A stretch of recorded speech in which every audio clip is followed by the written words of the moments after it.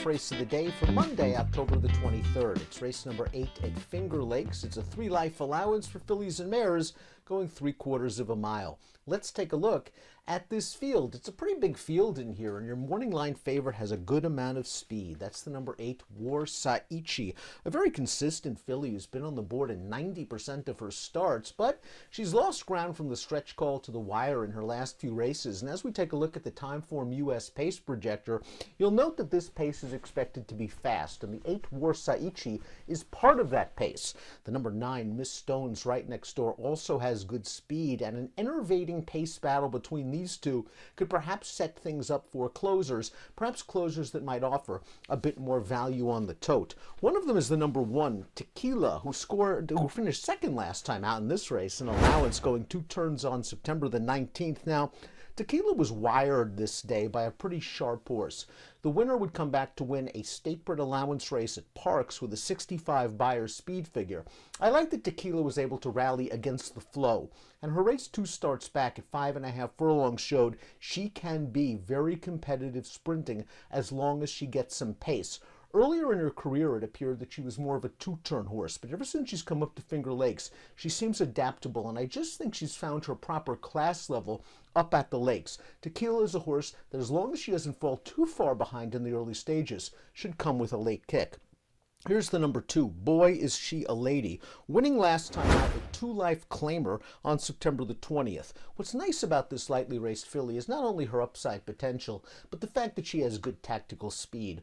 While a horse like Tequila is going to come from far out of it, Boy Is She a Lady can sit just off the pace and get first run on the true closers turning into the stretch. She's going to be taking a pretty substantial step up in class, a double jump from a condition claimer into this allowance race, but she is in very good form. She does have tactical speed, and she does have upside. She'll need a slight step forward on the Beyer's scale. The number 3 is Fellini, and this horse scored last time out at Saratoga back on August the 2nd against condition claimers. Looked pretty good in doing it, stayed up close to a solid pace, and then forged by at a pretty big price under Joel Rosario. Now, it's a bit concerning that we haven't seen Fellini since this race. It's been over 2 months, almost 3. But Fellini seems very well entered in this spot by an extremely shrewd trainer in Jimmy Bond, and is another horse with tactical speed and competitive Beyer speed figures. She's a good fit at this level despite jumping up into the allowance ranks. Fellini, dangerous contender at 7-2. Number 4 is Tasty Wave. Now, Tasty Wave might be able to add to the pace picture. Here's her most recent effort, a 3rd-place finish earlier this month. She showed good speed in this race, then she tired. She's jumping up from a claimer into an allowance.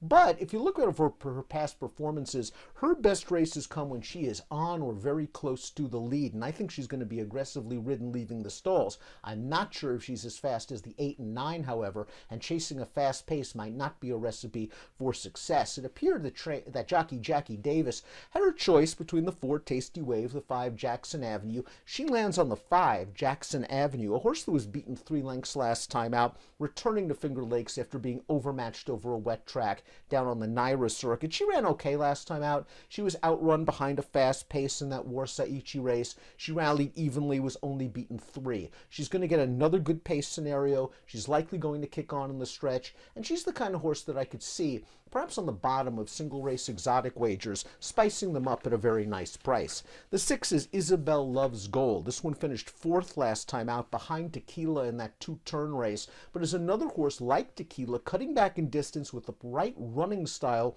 for this sprint. Another one that has probably done a little bit better going 2 turns in her career. She has won sprinting in the past, but I'm going to make the argument it's too early to just pigeonhole her as a 2-turn route horse. Her improvement has also coincide with the addition of Lasix, and I think with Lasix and a fast pace, she can come kicking at this shorter distance at a pretty nice price. Isabel Loves Gold has paired up Beyer tops in her last 2 races and just seems to be in very good form. Lockbox is the 7, who came off a little bit of a layoff last time out. She chased the fast pace set by Warsaichi and tired. Maybe she gained fitness from that performance. We can expect a forward move in her 2nd start of the form cycle.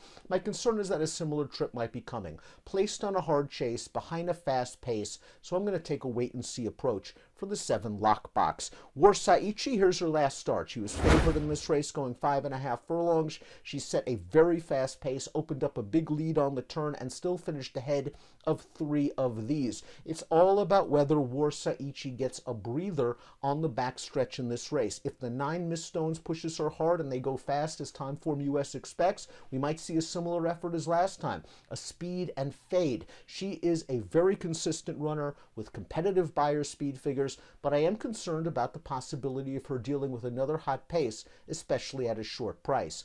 Miss Stones is the number 9. Here's her most recent start, 2 life allowance on September the 12th.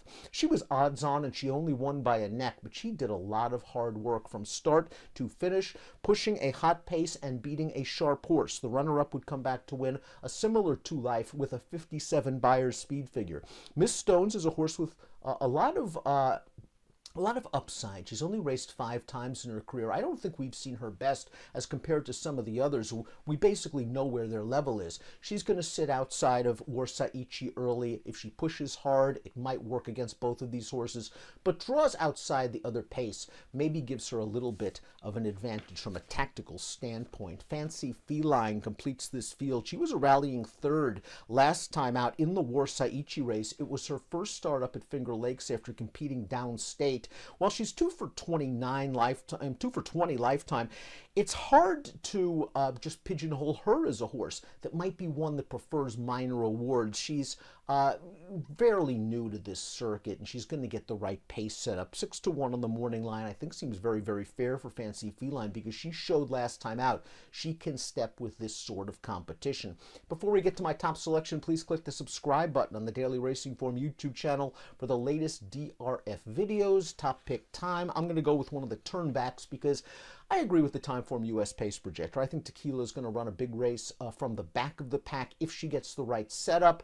She ran well sprinting 2 starts back. She was wired last time out by a sharp horse. I just think she's coming into this race in very good form, and I think the other horse coming out of that similar race, Isabel Loves Gold, is also going to appreciate cutting back in distance in a race with pace. 1, 6, 8, and 10 for me in the Monday race of the day. Good luck.